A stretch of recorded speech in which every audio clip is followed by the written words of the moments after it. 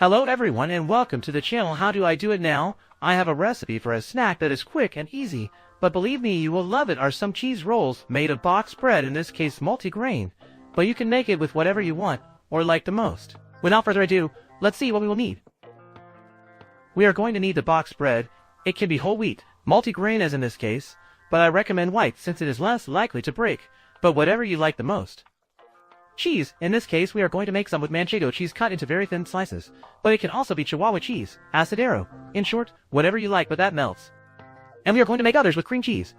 We are going to use one of those wooden rolling pins to crush the breads very well, and a frying pan to fry them with a little oil. Let's see how to prepare them.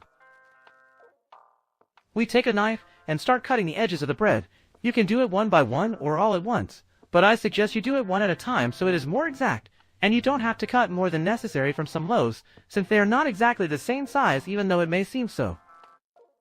We grab our rolling pin and start to flatten each slice of bread very well, as thin as possible but so that it doesn't break, and we do the same with all the ones we are going to use for our snack.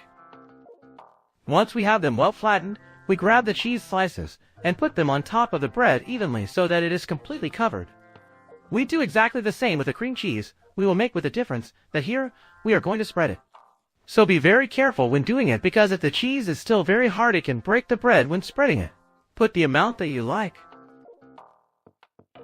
Once we have finished putting and spreading the cheese, we can add finely sliced ham, blueberries, bacon and pieces, in short, whatever occurs to you to give it your personal touch. We begin to roll the breads as tight as possible so that the rolls are well formed and do not fall apart when you put them in the oil.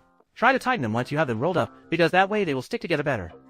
When you are done, they should look more or less like this.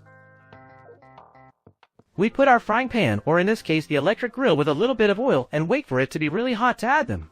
When doing so you just have to leave them for 1 or 2 minutes on each side, or until you see that they brown, since as you see here the oil was already very hot, and they brown very quickly. But there you go, calculating so that they don't burn. Once they brown on both sides, we pass them to a surface with absorbent paper to remove the excess oil, and cool them down so we can serve them and start enjoying them.